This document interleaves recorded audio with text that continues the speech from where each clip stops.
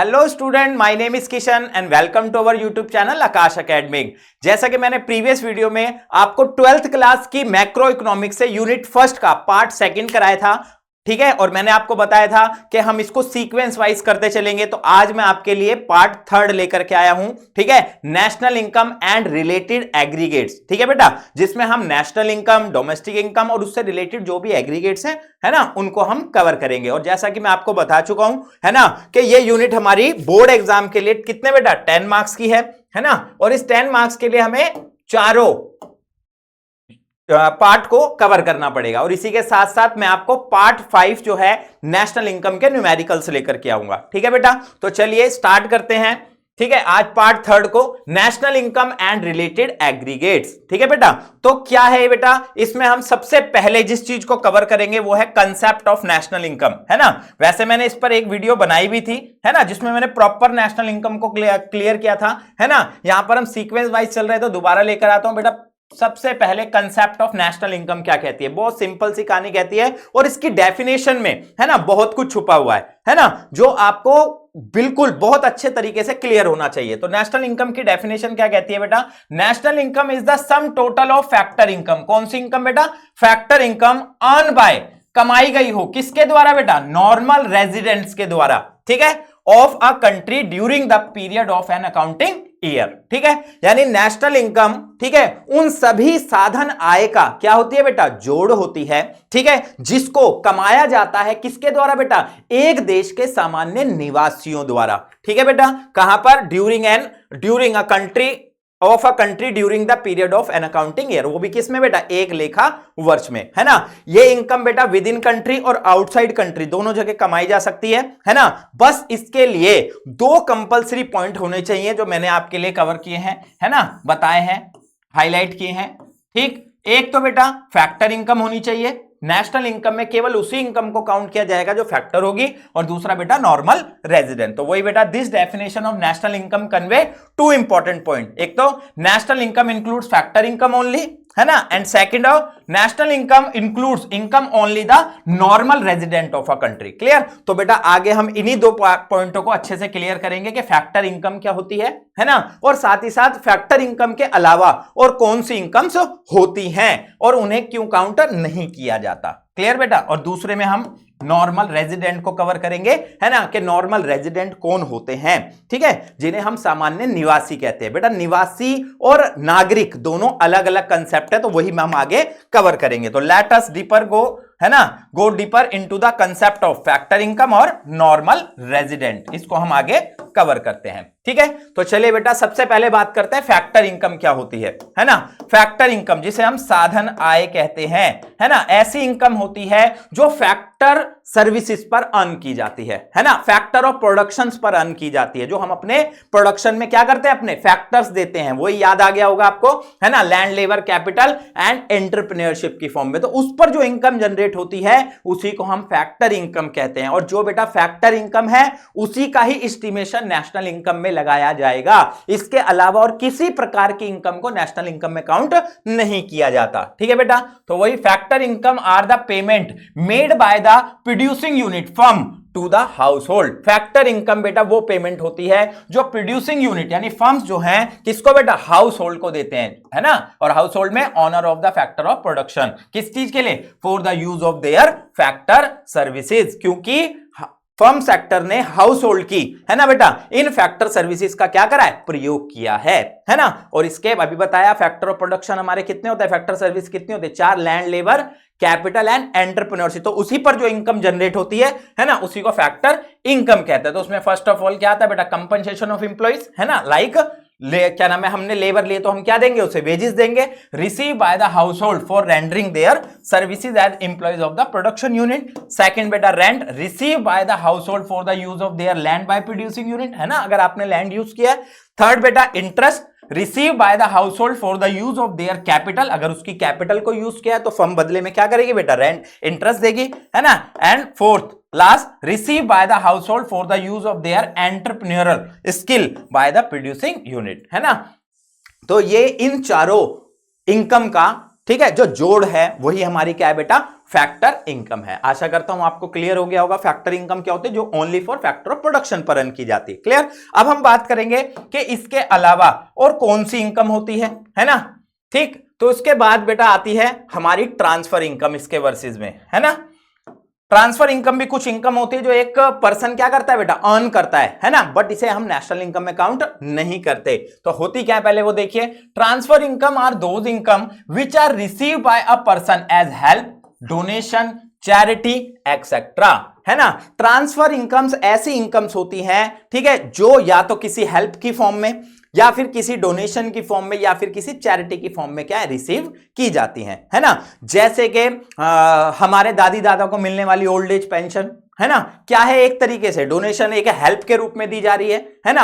आपको स्कूल से मिलने वाला वजीफा, स्कॉलरशिप, है ना, क्या हो रही है बेटा, एक डोनेशन, हेल्प के रूप में दी जा रही है। ठीक है, तो ऐसी इनकम्स को ट्रांसफर इनकम कहा जाता है, यानी बदले में जिसके लिए हमें कुछ भी फैक्टर सर्विस देनी नहीं पड़ी, ठीक है, उनको हम ट्रांसफर इनकम्स कहते हैं। और जो ट्रांसफर इनकम है, मैं आपको बता दिया, ट्रांसफर इनकम का एस्टिमेशन नेशनल इनकम में नहीं लगाया जाता। और अगर देखें तो further as the transfer income is, ठीक है, अनअर्न इनकम, है ना, यानी कि ये कमाई नहीं जाती, है ना, सिर्फ क्या है बेटा, रिसीव की जाती है। ठीक है, these are not earn as reward for rendering factor service, ये फैक्टर सर्विस के रिवार्ड पर अर्न नहीं की जाती, not included in the estimation of national income, और इसीलिए नेशनल इनकम में इनका एस्टिमेशन नहीं लगाया जाता। क्लियर। ठीक बेटा, तो ये दोनों कंसेप्ट आपको बहुत अच्छे से पता होने चाहिए। ठीक है, तो हमने बात करी, मैंने निकाले थे नेशनल इनकम में आपकी दो चीजें आपको ध्यान रखनी है, एक तो फैक्टर इनकम, है ना, और दूसरा नॉर्मल रेजिडेंट द्वारा कमाए। तो फैक्टर इनकम क्लियर हुई, है ना। उसके वर्सेस में क्या होती है बेटा, ट्रांसफर इनकम होती है वो। हाँ, इसी के साथ साथ बेटा दो इनकम और भी होती हैं, उनको भी आपको ध्यान में रखना है ना। एक होती है बेटा आपकी वाइंडफॉल गेन्स हो गए, जैसे किसी प्रकार से लॉटरी में जीता हुआ इनाम, है ना, किसी मान लो कोई शो में आपने कोई इनाम जीता, तो ये भी हमारे वाइंडफॉल गेन होते हैं, है ना, इनको भी नेशनल इनकम में काउंट नहीं किया जाता। और इसी के साथ साथ कुछ इलीगल इनकम से, मान लो आप गैम्बलिंग के द्वारा, है ना, आप किसी प्रकार से कोई सट्टा बाजारी के द्वारा कोई पैसा अर्न कर रहे हो, उसे भी नेशनल इनकम में काउंट नहीं किया जाएगा। नेशनल इनकम में ओनली ऑफ कौन सी बेटा, फैक्टर इनकम को अर्न किया जाता है। ठीक है, तो यहां पर बेटा आपसे क्या कर सकता है, एग्जाम के अंदर दोनों में डिफरेंस कह सकता है। तो वही मैंने आपको बताया है, डिफरेंस करने का सबसे अच्छा तरीका क्या होता है बेटा, बेसिस के बिहाफ पर आप डिफरेंस कर दीजिए। ठीक है, तो पहले मीनिंग से कर देते हैं। It refers to income receive by factor of production for rendering factor services in the production process, है ना। जबकि ट्रांसफर क्या कहते हैं, it refers to income receive without rending any productive service return, है ना। ये फैक्टर ऑफ सर्विस पे होती है, ये बिना किसी फैक्टर ऑफ सर्विस के। क्लियर। नेचर की बात करें, it is included in both national income and domestic income, है ना। फैक्टर इनकम नेशनल इनकम में भी और डोमेस्टिक दोनों में काउंट होती है, जबकि ये ना तो बेटा नेशनल इनकम में काउंट होती है और ना ही डोमेस्टिक में काउंट होती है। क्लियर। कंसेप्ट की बात करें, it is a earning concept, अभी मैंने बताया कमानी पड़ती है, जबकि ये क्या है बेटा, एक तरह की रिसिप्ट कंसेप्ट है, बस आपको प्राप्त करना है, बदले में कुछ नहीं देना, है ना। Recipient, it is receive by factor of production, land, labour, capital, entrepreneur, बता चुका, ये इस पर अर्न की जाती है, जबकि it is generally receive by house hold and government. ठीक है, example, rent, wages, interest and profit, ये फैक्टर इनकम के पार्ट हो गए, आपके एग्जाम्पल हो गए। Scholarship, old age pension, unemployed allowances etcetera, ये हमारे ट्रांसफर इनकम्स के एग्जाम्पल हो गए। क्लियर। तो 3 से 4 नंबर में बेटा ये आपसे पूछा जा सकता है। ठीक है, चलिए बेटा अब बढ़ते हैं हम आगे के नेशनल इनकम में दूसरी चीज कौन सी आती है बेटा, कौन सी, जो नॉर्मल रेजिडेंट के द्वारा कमाई जाए, है ना। तो नॉर्मल रेजिडेंट क्या होते हैं, है ना। तो नॉर्मल रेजिडेंट को क्लियर करने से पहले इनको हम दो पार्ट में समझ लेते हैं, है ना। एक होते हैं बेटा हमारे कौन, सिटीजन, सिटीजनशिप और रेजिडेंटशिप, दोनों बेटा अलग अलग कंसेप्ट हैं। ठीक है, मैंने डेफिनेशन में या हमारी नेशनल इनकम की डेफिनेशन में कौन सा वर्ड, नेशनल इनकम की डेफिनेशन में बेटा कौन सा वर्ड, सिटीजनशिप वर्ड यूज नहीं किया जाता है। ठीक है, कौन सा आता है केवल, बताओ, नॉर्मल रेजिडेंट। तो सिटीजनशिप को समझते हैं बेटा, नागरिक अलग, इसका मतलब होता है नागरिक, नागरिक, है ना, और रेजिडेंटशिप का मतलब हुआ निवासी। ठीक है, दोनों अलग अलग कंसेप्ट है, तो हमें केवल निवासी की इनकम को काउंट करना है ना। एक व्यक्ति एक देश का नागरिक हो सकता है, बट अगर वो वहां नहीं रह रहा है तो बेटा वो निवासी थोड़ी हुआ, वो रेजिडेंट थोड़ी हुआ, सिटीजन तो है बट वो रेजिडेंट नहीं है। ठीक है, इसी प्रकार से हमारे जैसे अगर हम इंडिया में रह रहे हैं, तो अगर हम बात करें, इंडिया में बहुत सारे लोग ऐसे हैं जो इंडिया के सिटीजन नहीं हैं, है ना, नागरिक नहीं है, बट रह तो कहां पर, इंडिया में रहे हैं, तो हमारे देश के क्या है बेटा, रेजिडेंट है ना, तो उनके द्वारा जो इनकम अर्न की जाएगी उसे हम अपनी नेशनल इनकम में काउंट करेंगे।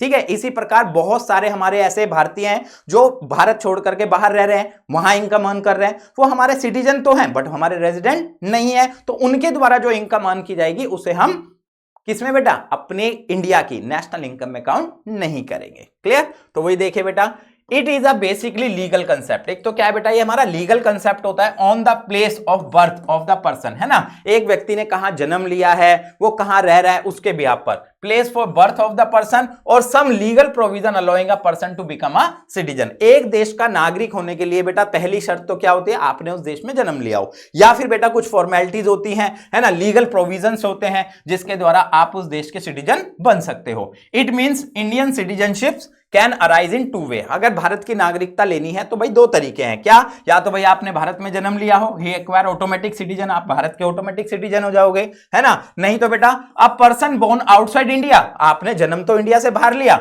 अप्लाई फॉर सिटीजनशिप, आपने लेकिन क्या करा, अप्लाई किया, and India law allow him to become Indian citizen, Bharat का जो कानून है वो आपको भारत की नागरिकता दे दे, है ना। ये तो हो गई हमारी सिटीजनशिप की बात, ये आपकी नॉलेज के लिए पता होना चाहिए, है ना। और डेफिनेशन में के क्या रहा, ध्यान रखना, रेजिडेंटशिप मेनली आपके लिए ये है ना। अब आते हैं रेजिडेंटशिप, निवासी क्या है। It is a economic concept, बेटा ये लीगल कंसेप्ट नहीं, इकोनॉमिक कंसेप्ट है। इकोनॉमिक मतलब पैसे से रिलेटेड, आप कहीं भी जाकर के पैसा कमा रहे हो, है ना, बेशक से आप वहां के क्या नहीं हो, सिटीजन हो नहीं हो, डजंट मैटर, उससे फर्क नहीं पड़ता, है ना।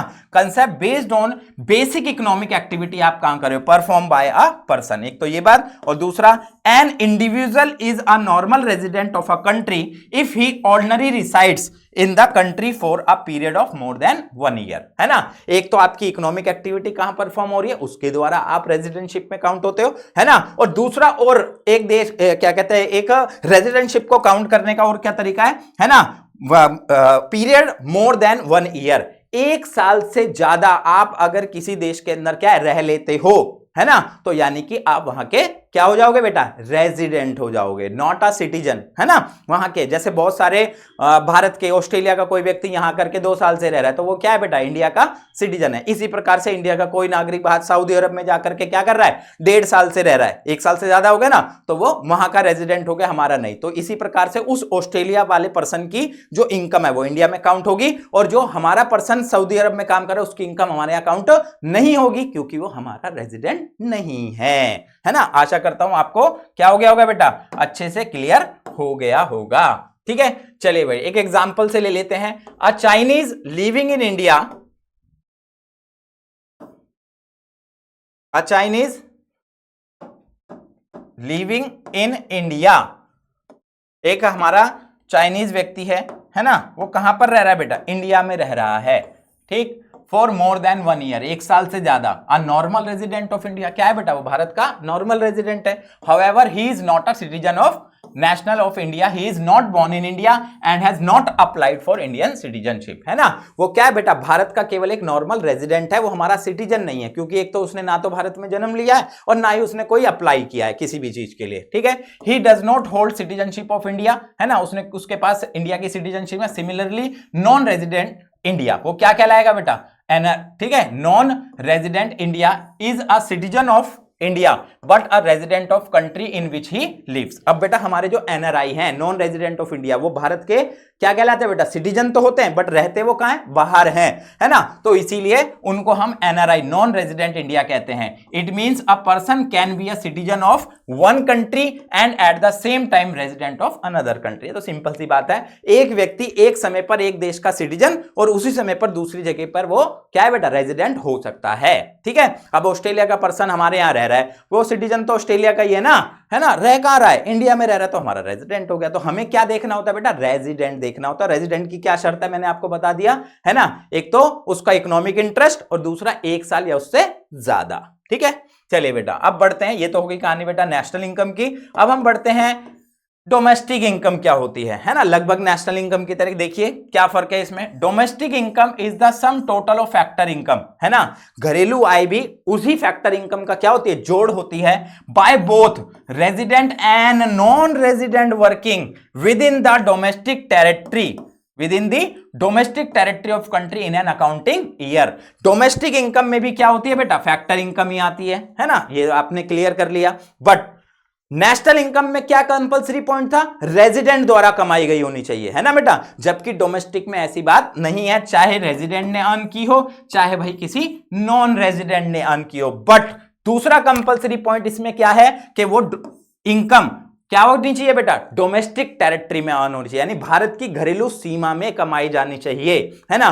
कोई भी बाहर से आकर के हमारे यहां पर इनकम अर्न कर रहा है, ठीक है, चाहे वो रेजिडेंट है चाहे वो रेजिडेंट नहीं है, बट वो कहां पर, भारत की धरती पर आकर के, ठीक है, क्या कर रहा है बेटा, उस इनकम को अर्न कर रहा है, तो हम उसको क्या करेंगे, भारत की डोमेस्टिक इनकम में काउंट कर लेंगे। बट अगर यही बात पूछी जाए कि उसके द्वारा ये इनकम नेशनल में काउंट होगी हमारे, नहीं, तो उसके लिए हम क्या देखेंगे कि वो रेजिडेंट है या नहीं है, ठीक है। तो चलिए, ठीक, डोमेस्टिक फैक्टर इनकम, इसमें भी दो बातें निकले। फैक्टर इनकम मैं आपको बता चुका हूं पहले क्या होती है ना। अब डोमेस्टिक टेरिटरी को समझना है आपके लिए, है ना। In a common language the domestic territory of a country is understood to mean political territory of nation, है ना, एक हमारी जो राजनीतिक सीमा होती है उसको कहते हैं। But in economics it refers to the economic territory which is much wider concept than political territory, है ना। लेकिन इकोनॉमिक्स में पॉलिटिकल टेरिटरी से ज्यादा बढ़कर के, है ना, हमारी इकोनॉमिक टेरिटरी कही जाती है। According to the United nation,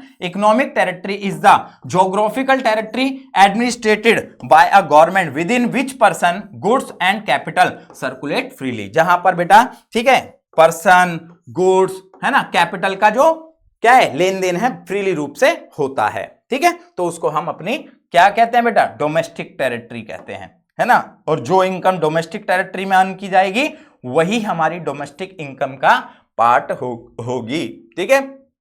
चलिए, इसी के साथ भारत की घरेलू सीमा की जब बात होती है बेटा, है ना, तो हमारा जो नक्शा है हम वो समझ लीजिए, वो हमारी डोमेस्टिक टेरिटरी, उसमें जो भी इनकम अर्न की जाए, चाहे रेजिडेंट के द्वारा चाहे नॉन रेजिडेंट के द्वारा, क्लियर, वो हमारी डोमेस्टिक इनकम का पार्ट है। बट कुछ एक्सेप्शंस है, वो आपको पता होने चाहिए कि किसको हम अपनी डोमेस्टिक टेरिटरी का पार्ट नहीं मानते, है ना। तो उसमें आता है बेटा सबसे पहले, ठीक है, क्या, हमारी,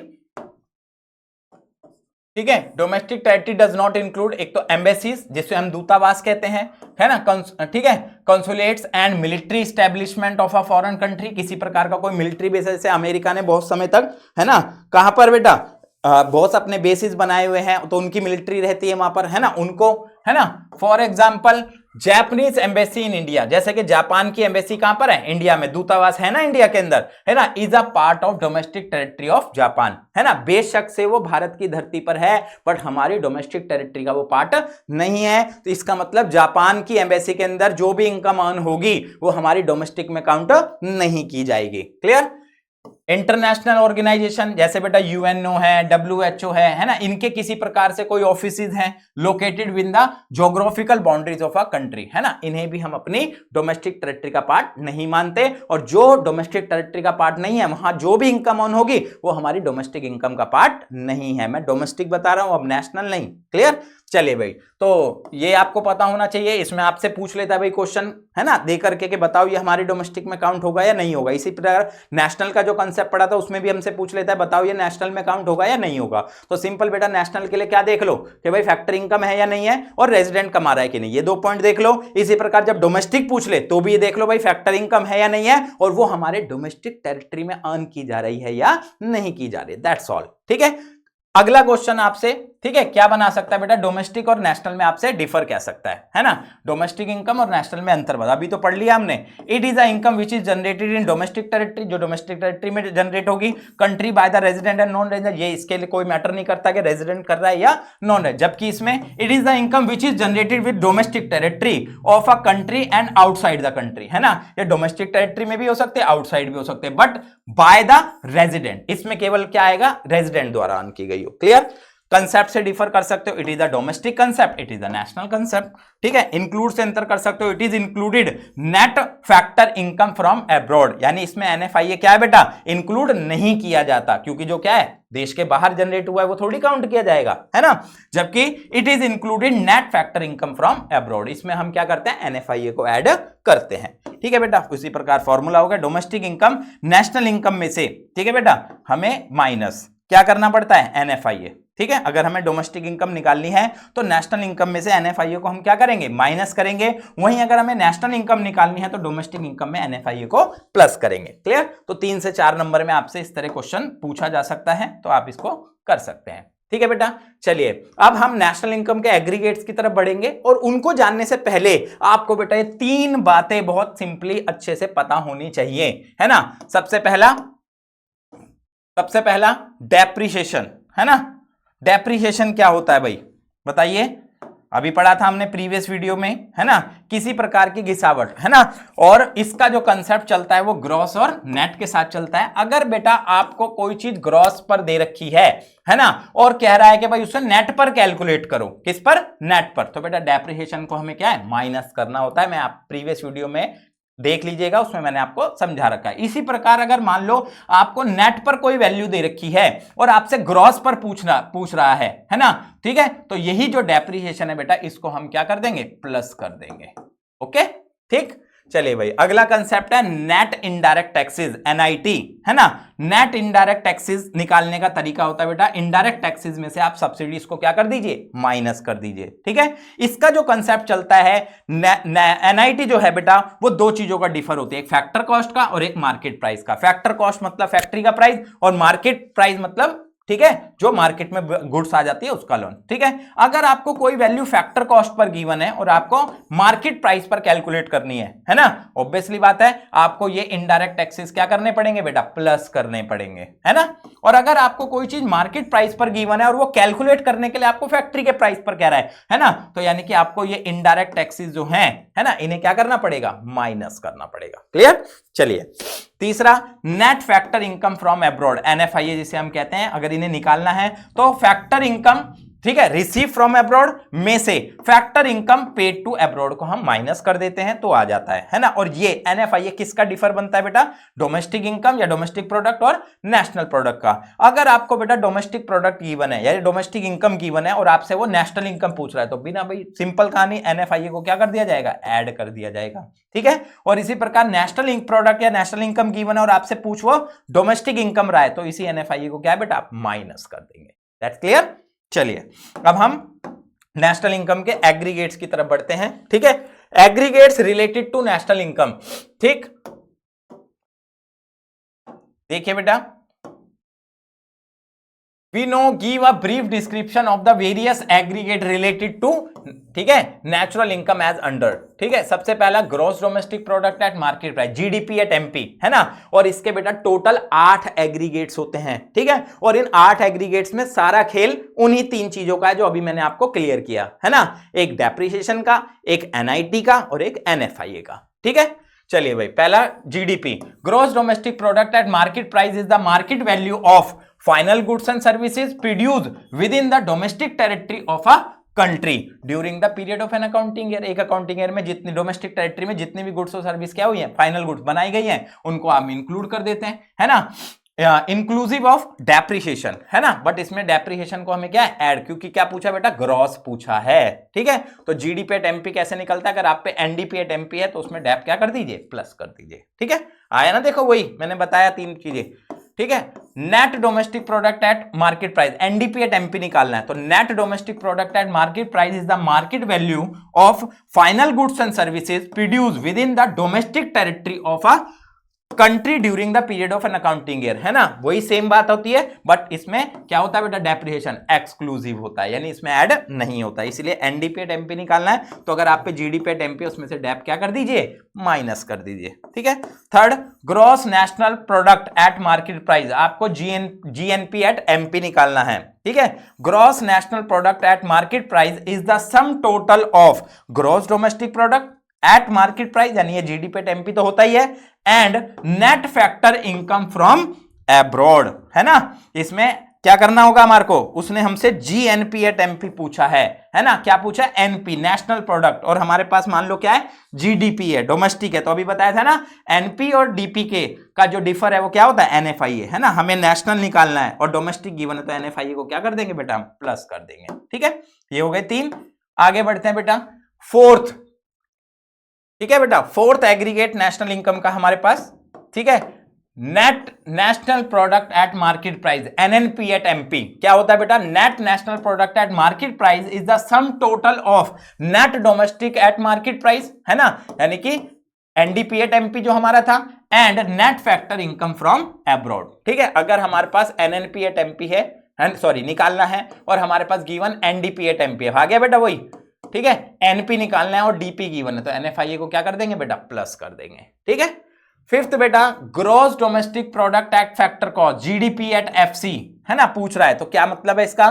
gross domestic product at factor cost is the sum total of factor include in the production of final goods and services, है ना, वही जीडीपी एट एमपी आपको कैलकुलेट करना पड़ेगा पहले, है ना, सेम। अब वो आपसे जीडीपी एट एफसी बोल रहा है, तो जीडीपी एट, है ना, जीडीपी एट एमपी में बताया, और एमपी और एफसी का डिफर किस चीज का था?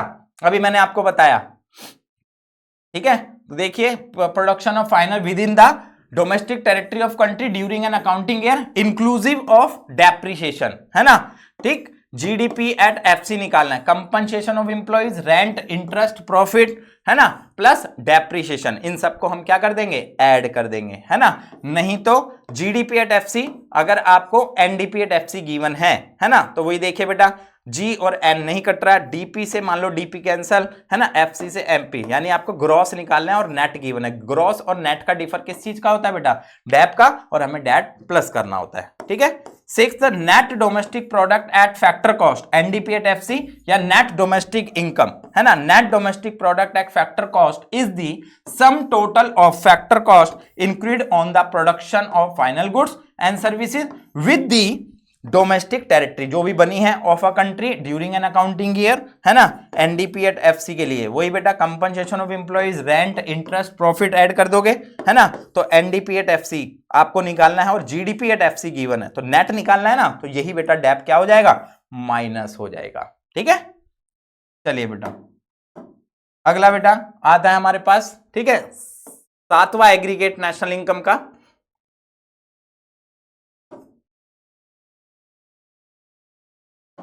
ठीक है, नेशनल इनकम का सातवां कंसेप्ट हमारा gross national product at factor cost, GNP at FC. तो क्या है बेटा? Gross national product at factor cost is the sum total of gross domestic product at factor cost, वही, and net factor income from abroad. आपको GNP at FC निकालना है, आप पे जीडीपी एट एफसी गिवन है ना बेटा। तो ग्रॉस से ग्रॉस कट गया एक तरह से, एनपी से डीपी नहीं कटेगा, और एफसी से एफसी, यानी आपको एक तरह से क्या निकालना है? नेशनल प्रोडक्ट निकालना है, और गिवन क्या है आपके पास? Domestic product. तो क्या बताया था? एनएफआईए जोड़ दिया जाता है। क्लियर? एंड एट्थ बेटा, net national product at factor cost, NNP at FC. Net national product at factor cost is the sum total of net domestic product at factor cost and net factor income from abroad, है ना। आपको NNP at FC बोला है उसने निकालने के लिए, आपके पास मान लो एनडीपी एट एफसी है ना, फिर वही बेटा एन से एन कैंसल आउट हो गया, एनपी से डीपी नहीं होगा, एफसी से एफसी हो गया, है ना। तो एनपी के लिए एनएफआईए क्या है? प्लस कर दिया जाएगा। नहीं तो एक तरीका और है, एनडीपी एट एफसी के compensation of employ, rent, interest, इनको क्या कर दीजिए? ऐड कर दीजिए। नहीं तो NNP at FC, compensation of employees, rent, interest और प्रॉफिट प्लस एनएफआईए, है ना बेटा। यहां पर ये एनएफआईए आ जाता है। ठीक है, इसके कैलकुलेशन के। ठीक, तो ये बेटा हमारे नेशनल इनकम के क्या है बेटा? 8 एग्रीगेट्स बनते हैं। ठीक है, चलिए बेटा अगले कंसेप्ट की तरफ बढ़ते हैं। ठीक है, हमारी जो जीडीपी का कैलकुलेशन है, जीडीपी जो है वो कितने टाइप की होती है? 2 टाइप की होती है बेटा। एक होती है हमारी नॉमिनल जीडीपी, एक होती है हमारी रियल जीडीपी। क्या फर्क है बेटा दोनों में? बहुत सिंपल सी फर्क है। ठीक है, जब हम अपनी जीडीपी का कैलकुलेशन करंट प्राइस पर निकालते हैं, किस पर बेटा? करंट प्राइस पर निकालते हैं, तो हमारी नॉमिनल जीडीपी कहलाती है ना। और जब हम अपनी जीडीपी का एस्टिमेशन किसी बेस ईयर के प्राइस पर, और बेस ईयर क्या होता है? 11th क्लास में भी आपने पढ़ा हुआ, कोई प्रीवियस ईयर, है ना। और बेस ईयर वो होता है बेटा जिसमें प्राइस का ज्यादा फ्लक्चुएशंस नहीं होता। ठीक है, तो बस यही 2 डिफर है इसके अंदर। नॉमिनल जीडीपी क्या होता है? देखिए डेफिनेशन वही कहेगी आपकी, it refers to GDP at current prices, it is the market value. कौन सा प्राइस बेटा बोल दिया उसने? ठीक है, it refers to GDP at current prices, it is the market value of final goods and services produced within the domestic territory of a country during an accounting year as estimated during the current year prices. Current year prices are the prices prevailing during the year of estimation. यानी nominal GDP जो होता है बेटा Q into P होता है। Q आपकी quantity जितनी है और P प्राइस, और वो भी कौन सा? करंट का। ठीक है। Here Q quantity of final goods and produce during the an accounting year, और पी बेटा price prevailing during the accounting year. ठीक है, अब आते हैं रियल जीडीपी क्या, it refers to GDP at constant price, है ना। ये करंट प्राइस था, यहां पर कांस्टेंट प्राइस, कांस्टेंट का मतलब वही कोई बेस ईयर का price. It is the market value of the final goods and services produced within the domestic territory of country during an accounting year estimated using the base year price। बोल दिया बेटा base year price। base year is the year of comparison, it is the year when macro variable like production and general price level are believed to be within their normal range, जो normal range में रहता है price, बोल दिया। ठीक है, यहां पर भी बेटा real GDP Q into P होगा, बट इस पी पे क्या है, स्टार लगा। स्टार का मीनिंग यही है, यहां पर प्राइस बदल जाएगा, क्वांटिटी तो सेम रहेगी, है ना, और प्राइस कौन सा हो जाएगा बेटा, बेस ईयर का। क्लियर, तो यही बेटा नॉमिनल और रियल जीडीपी में हमारा फर्क होता है ना, और यहां पर भी आपसे दोनों में डिफर पूछा जा सकता है। ठीक है, जिसको आप जीडीपी एट करंट प्राइस यानी नॉमिनल जीडीपी और GDP at constant price real GDP कहते हो। वही बेटा सबसे पहले मीनिंग से डिफर कर दो। ठीक है, it refers to many value of final goods and services produced by normal resident of country in a year measured current year price, जबकि it refers to money value of final goods and services produced by normal resident of a country in a measured base year price, है ना। यहां current year price आ जाएगा, यहां base year. ठीक, index of growth की बात करें, it is not a good tool, है ना, ये सही टूल नहीं है, क्योंकि करंट प्राइस में बेटा फ्लक्चुएशन अभी होते रहेंगे, है ना, तो उसमें चेंजेस हो सकते हैं measuring the economic growth of a country, जबकि it is a better tool for measuring the economic growth of a country. ठीक है, कॉजेज ऑफ चेंज की बात करें, it is affected by change in both price and quantity, ये price और quantity दोनों में चेंज होने से चेंज हो सकती है, क्योंकि करंट का प्राइस है ना बेटा, चेंज हो सकता है, जबकि it is affected by change in quantity only, यहां तो प्राइस चेंज हो ही नहीं सकता, बेस ईयर का है इसीलिए। ठीक, comparison, it is not suitable tool for comparison the national income for different year, ये सही नहीं है ना, जबकि it is generally use for comparing the national income of different year, अलग अलग ईयर की नेशनल इनकम को कंपेयर करने में हमारी ये सही रहती है। अल्टरनेटिव नेम की बात करें, it is also known as, ठीक है, normal national income, nominal sorry,